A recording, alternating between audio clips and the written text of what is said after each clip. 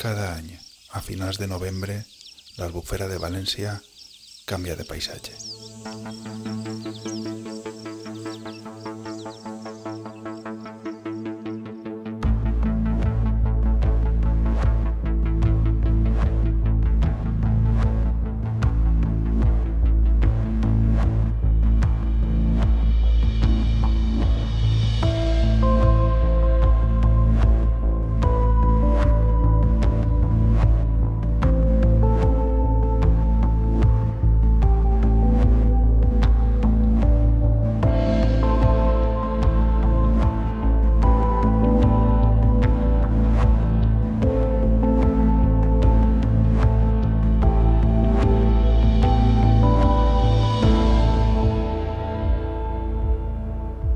Estem a l'Albufera de València en ple mes de gener.